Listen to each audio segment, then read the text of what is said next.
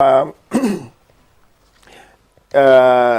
has become a ritual ahead of every election, not just in Edo, but ahead of every election, whether it's by-election or you are talking of off-cycle election or general elections, for tension to rise and for election-related violence to spike.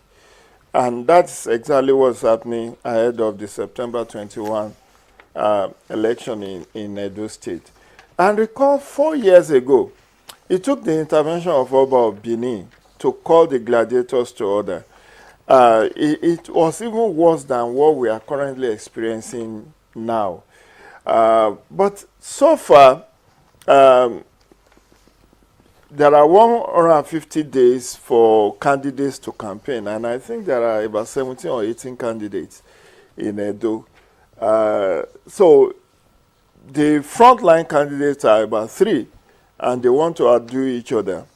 And that's what you are seeing. And violence is in threefold.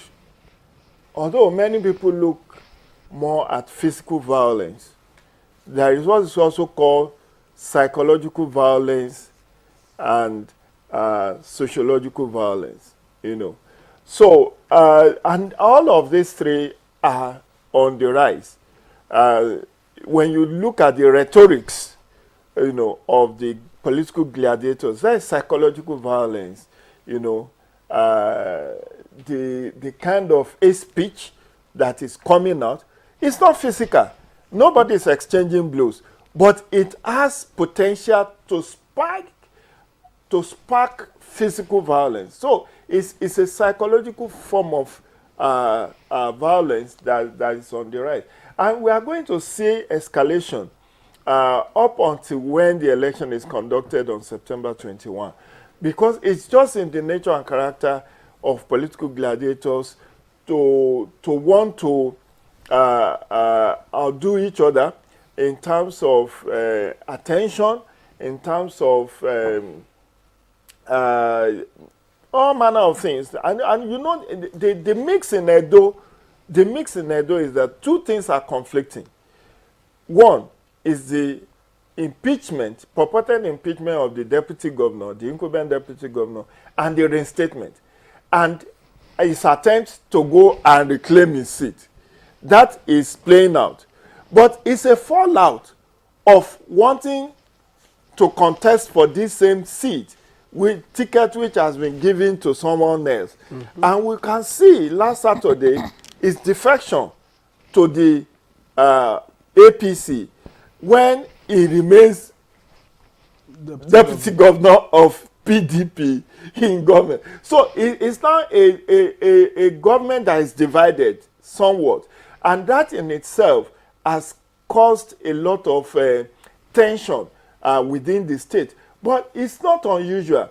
And we have organizations like Impact Development Initiative, which are deployed observers to track incidences of violence in Edo State. They will be publishing their report on Friday here in Abuja. But the preview I've had is that, of course, there is a rise in the incidences of election-related violence. Quite unfortunately, it's now resulting into fatalities. Yes, like Dennis Temple reported, destruction of billboards and all of that. Yes, that is happening. But a situation like what happened, was it on Thursday or Friday, where an inspector of police lost his life as a result of power tussle between the loyalists of the reinstated deputy governor and those purportedly in support of the state government. So we see this, but it is for the police to rise up to the occasion and do all it could to ensure that this does not go beyond, this does not snowball into what will consume the state.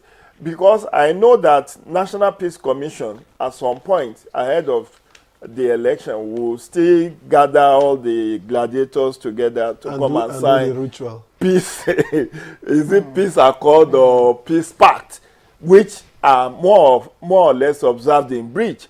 But we still look forward to His Royal Highness, the Oba of Benin, to intervene and call we're talking about